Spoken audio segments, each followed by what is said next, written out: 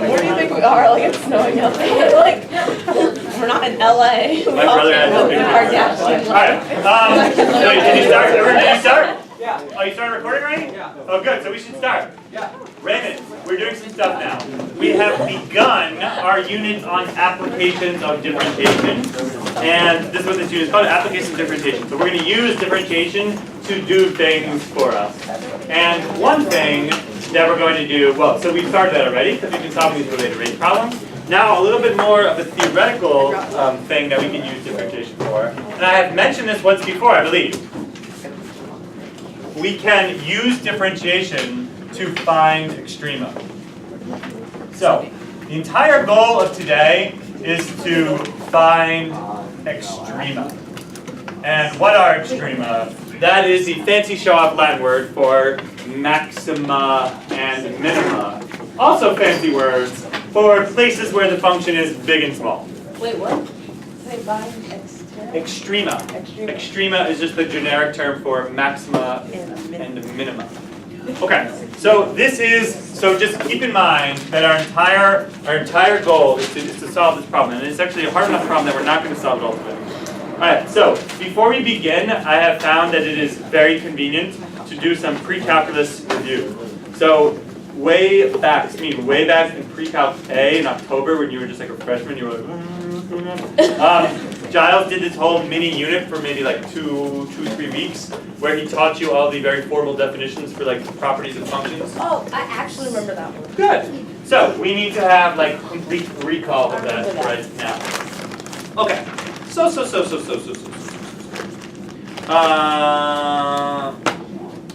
I have two lessons which I'm going to fuse together into one.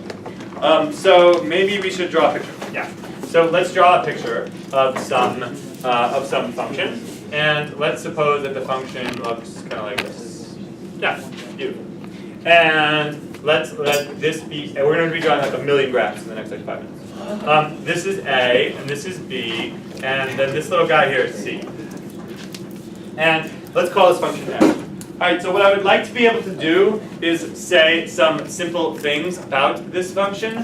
I would like to be able to say what the maximum of this function is, what the minimum of this function is, and perhaps I would also like to discuss relative minima. So this is like the preview to the review. What is the maximum of this function on the interval AB? So what is the max of f on the closed interval AB? Anyone know?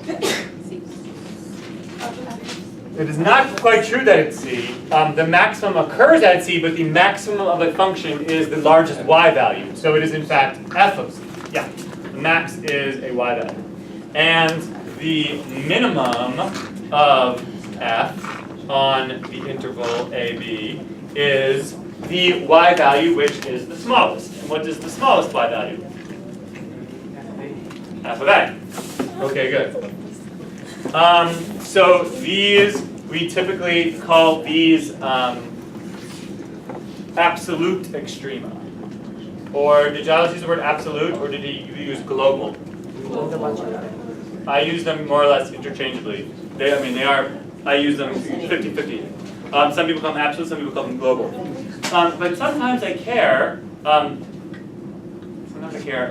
just where the function is biggest, but where the function is kind of locally big. So over here, this point is special and I care about it. Even though it is not the smallest y value, it's the smallest in some neighborhood nearby, right? Yeah. Suppose like you were trying to pay your employees as little as possible.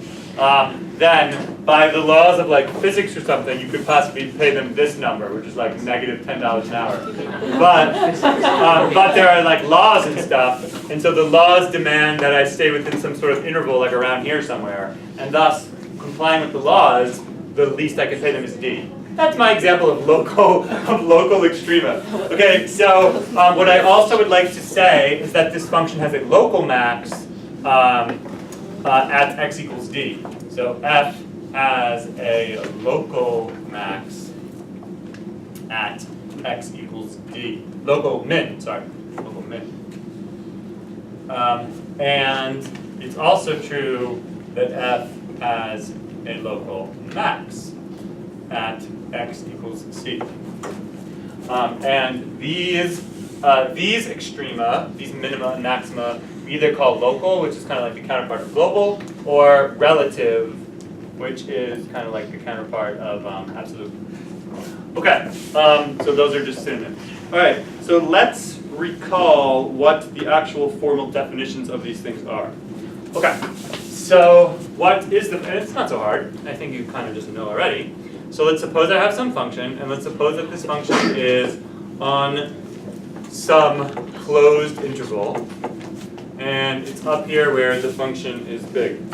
So definition,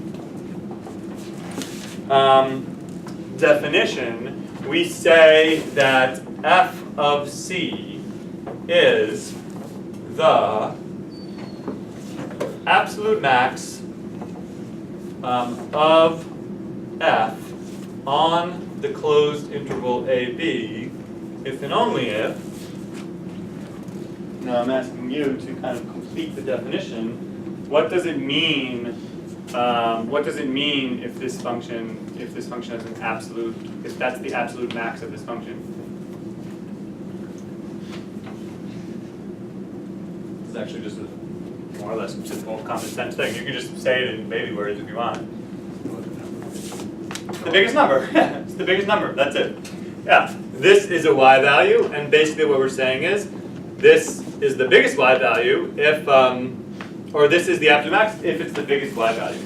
And so now, all we want to say is, so this is true if and only if for all x on that interval AB,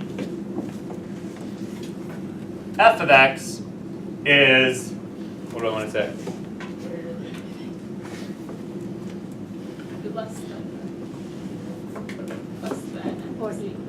Is less than f of c. Because I'm trying to say that c is the biggest one, right? Except when it's x. Except when x is c, they're equal, thus, you were right the first time. We should do greater than or less than or equal to. Okay, everybody with me?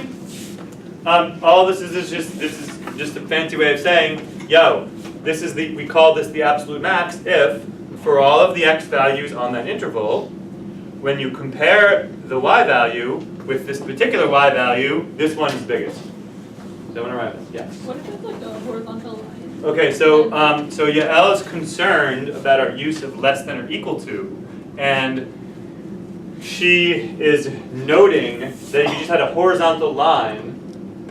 Actually, can you just hold off on that for a minute? I was gonna get to that.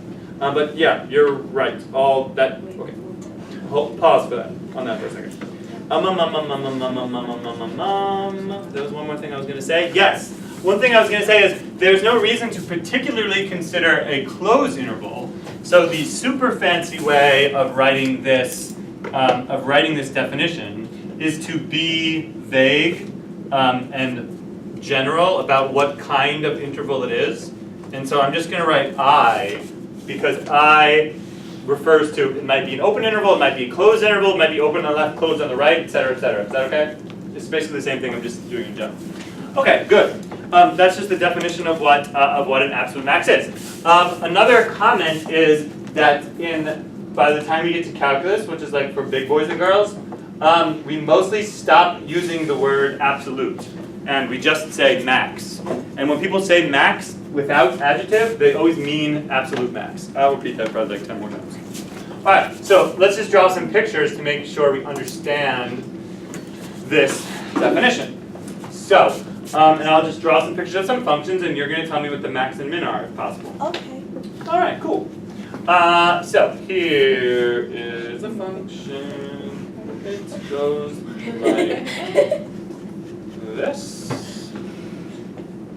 And here is B, and here is A. Okay, and now I will ask the following. What is the max on, what is the max on the closed interval AB? And what is the min on the closed interval AB?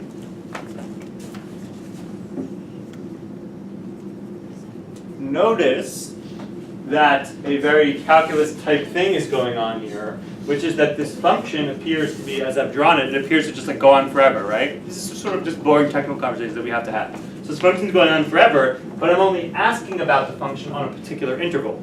So when someone asks you a question about a function on a particular interval, then you're answering about the function on that interval. In other words, what the function is doing elsewhere is like totally irrelevant. So you might as well just like erase from your mind what's going on outside of this closed interval AB. Okay. That being said, what is the max? Oh, it's f of b, but with that, It's just f of b. would that be a global max or a local max? Let's forget about local max for the moment. Let's just not worry about that. We're just talk about absolute max. What about what's the minimum? F of a. Okay, that was kind of boring, but essential. Now comes a new question. Here is a new question. Same function, or try to draw it the same. Here's b. Here's a. Whatever, doesn't matter. And now I want to know the max on the so-called half-open interval and the min on the half-open interval. What is the max on the interval from A to B? Open.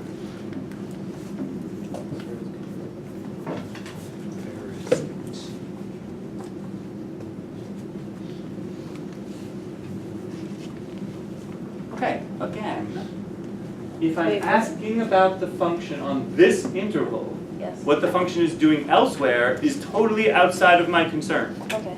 Thus, I might as well just erase it as if it were never there, and just focus on the part of the function which is being asked about. Okay, do you guys kind of see what I'm doing there? If they ask about a function on a particular interval, then I'm answering the question about the function on that interval. And what is the maximum of the function on this interval? Right, okay. What is the largest y value that this function obtains? Calvin had an answer like several minutes ago already. Calvin. It doesn't. It doesn't. Because it keeps going infinitely towards b, but never actually reaches a specific number. Yeah. Calvin says, way over here is this point f of b. That's like some kind of y value, like maybe it's like 10 or something, right?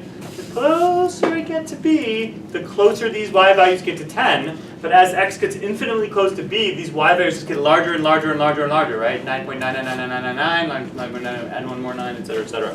Okay, so thus, the answer is just none, right? There simply is no largest y value from among the y values that this function outputs on this interval. Is everyone okay with that? Yo. Can you say like b minus? No, Or- because that's not a number.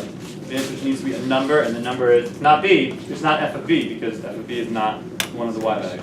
So we just say none. Okay?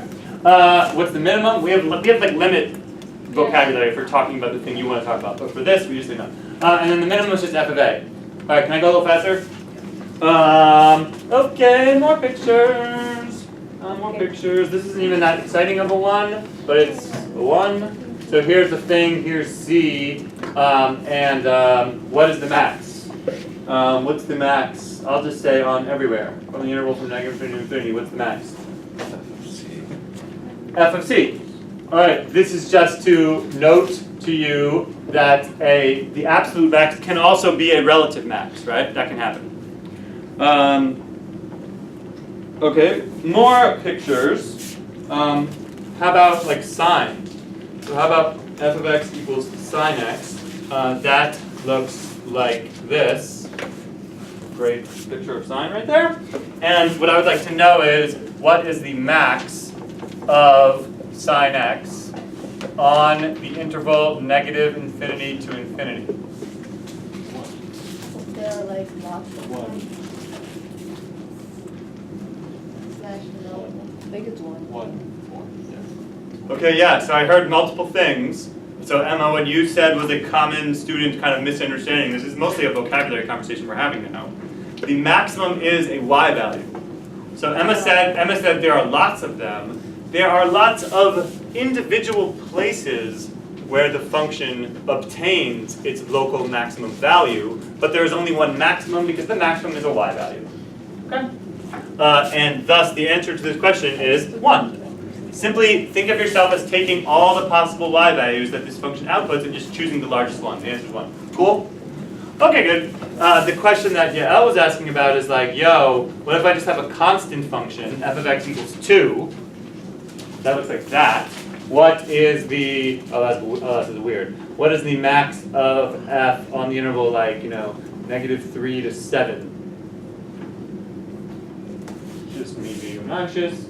What is the answer? What is the largest y value from among all of the y values that this function outputs on this interval? Everybody? That's fine. So it doesn't really, our definition is kind of okay. Right? Okay, good. I feel like that's all I have to say about that. Oh no, I take it back. I have 3 more pictures. There. 2 more pictures. 3 more pictures. Okay, here, never. Here is picture volcano. So here's A, here's B, and somewhere in between is a volcano. So what is the max of f on the interval AB?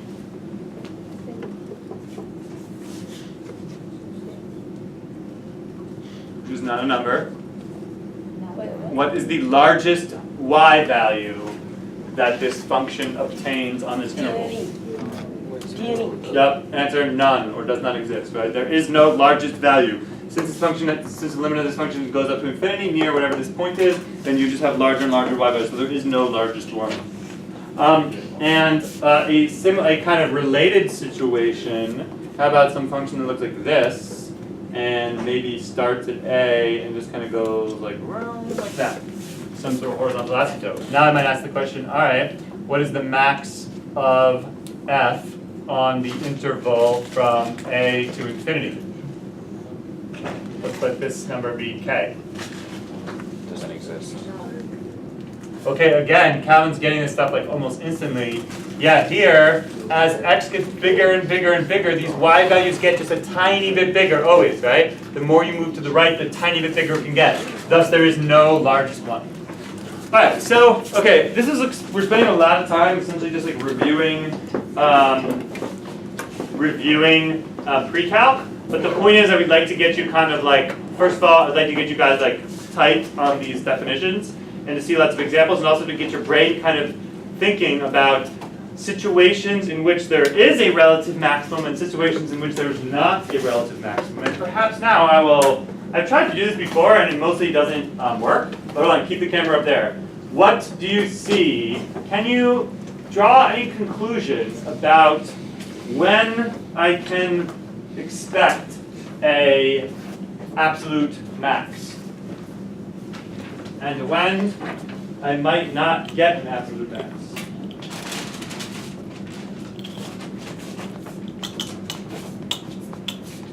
Look up there and look at all the situations in which I ended up with the answer none, and see is there some particular property that defective property that they share that makes it. I'm going to take a bite of the sandwich while you pick it. Good, I haven't eaten one entire day. That one goes towards infinity. That one goes towards k but never reaches it. And that one goes towards f, whatever that is, but never reaches it. It lacks enough for everything.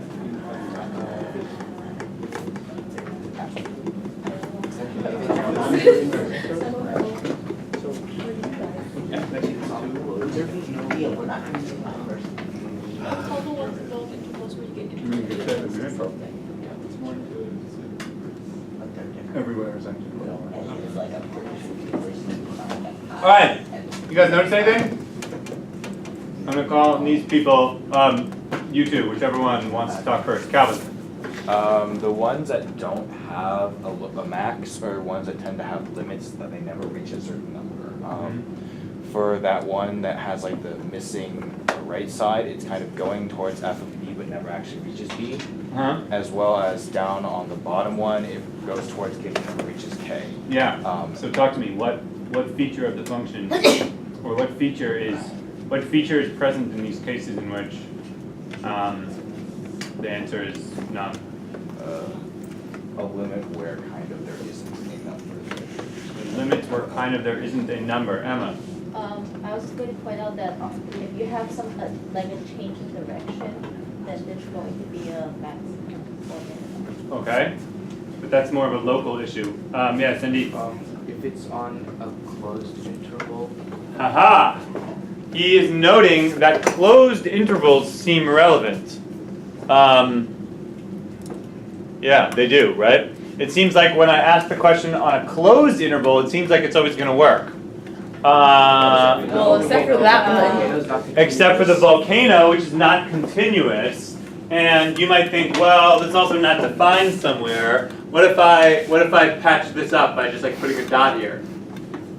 Now, do you feel better about this example? Because now it is defined everywhere on this interval, and yet it is discontinuous. Yeah, so continuity has to be one of the things, right? Because if you don't insist that the function is continuous, it could look like any old crazy crap, right? So I think continuity is important, and then that it be on a closed interval is also important. Yo. It seems like if the value is defined for the inverse function, then Okay, good. All right, so we have this theorem. It is called the extreme value theorem. This is a really important theorem. And here is what the extreme value theorem says. It says, f is continuous on the closed interval AB. And now we are using the two things that you guys brought up as being sort of crucial. That f is continuous, and that we be asking the question on a closed interval. And the conclusion of this theorem is then f just does have an absolute max and an absolute min on that interval.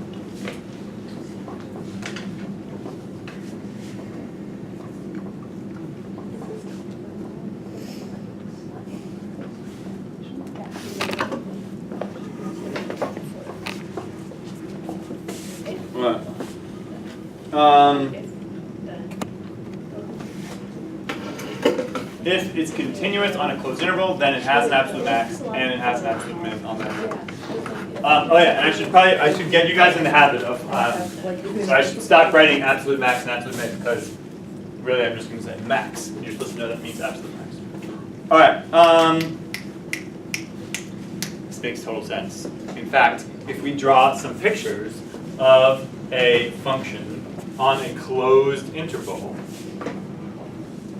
let's draw some functions which are, on the one hand, on a closed interval, and on the other hand, continuous. There's only a couple different possible things that can happen. So, because continuity, insisting that the function be continuous, really puts a pretty strong constraint on the kinds of possible craziness that can happen, right? This is like a pretty good rule enforcer. Well, one thing that might happen is it might start down here, and it might just kind of go, and then it might just, it's probably not a function over there, but ignore that. Then it just could just end up there, right? Then what's the absolute min? F of A. F of A, and the absolute max? F of B. F of B, okay. What's another possibility? Could start up here, and it could kind of like go, and then like end over here. So does this function have a max? Yes. Yeah, and it could be, and in this case the max is like some point, not either of the endpoints, some relative max, right? Like partway through.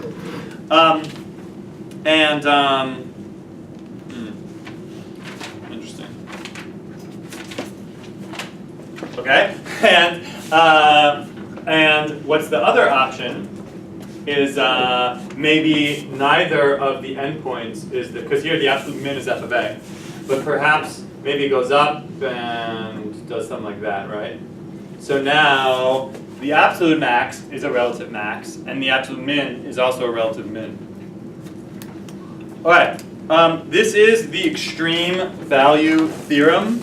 It is very reasonable. We do not prove it. Proof equals no. And that means that the proof must be really hard. And it is really hard. And if you take logic math, you will learn about the advanced properties of the real numbers, which we mostly keep secret from high school students, which are required to prove these very, very low level and sort of obvious theorems. Proof's also a little bit boring. We didn't do this one. Hard. It's pretty hard, yeah. So this is the kind of thing you do in a more advanced calculus class in college, or if you take logic math, you'll know enough to do this. All right, good. And just so that if we're all going to be like serious mathematicians here, then we should examine each of the premises built into the theorem and see why they are essential. So why must we insist upon continuity? Well, we've kind of seen this already, right? We must insist upon continuity because volcano function, right? If we don't insist upon continuity, then there's no guarantee that there'll be an absolute max. Why do we insist on a closed interval? Well, because there was that one function over there where we only looked on an open interval and it got bigger and bigger and bigger, but never touched that y value endpoint. All right, you guys getting this is a boring lecture a little bit. But more, it gets more boring first. Because before we can say something about this, we should probably like do a little detour and talk about relative extrema. Let's do that now. So, what are relative extrema? This is again a little bit of a pre-calc review. So what is the formal definition of a relative max or relative min? Suppose that that's C and that point is f of C. Loosely speaking, what do we mean if f has a relative max here? What do we mean? Funny, what do we mean? What do we mean when we say this function has a relative max? What is that? What are we really saying?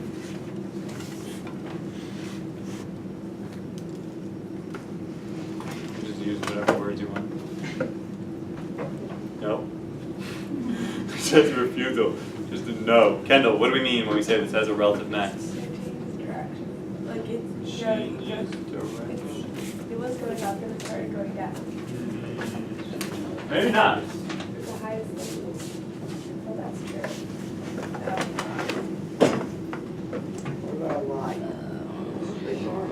Is that a relative max? Oh, no? No. Maybe? Good. Yeah. Matteo. There's like a interval that's smaller than AB where it is the absolute max for that interval. Yeah. Yeah. Biggest nearby. That's all it is. Local. This is like, right? Big fish in a little pond. This is not the absolute max, but it's a guy who is the king of his little neighborhood. Okay? He is that's all it means. You are a local maximum if you are the biggest y value nearby. And actually neighborhood is like an advanced technical math term. And exactly what Matteo just remembers this from pre-calc. Matteo says, well, if I can construct an open interval around C such that all the points in that open interval are less than or equal to f of C, then that's just another way of saying that f of C is the local maximum. So here is our formal definition. We say f of C is a relative maximum for the function f if and only if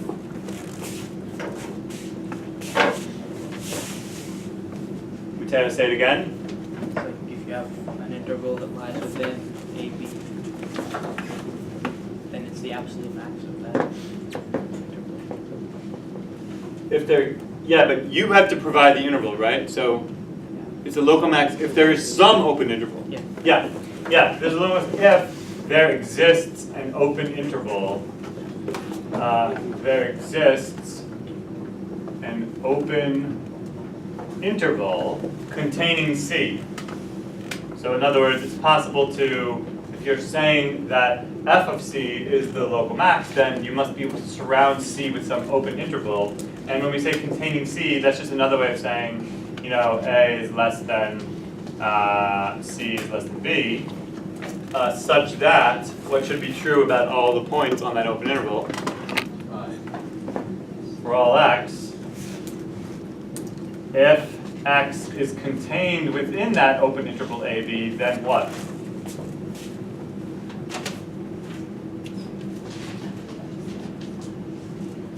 Yeah. f of x is less than or equal to f of c.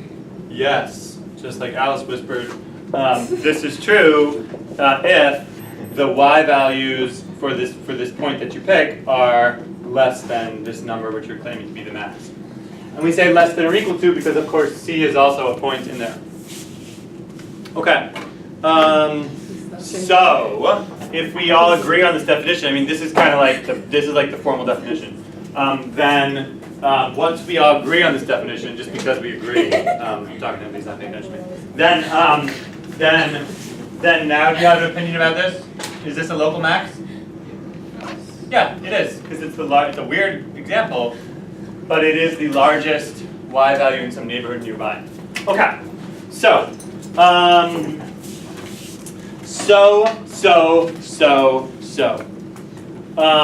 feel like that's a sufficient review of this.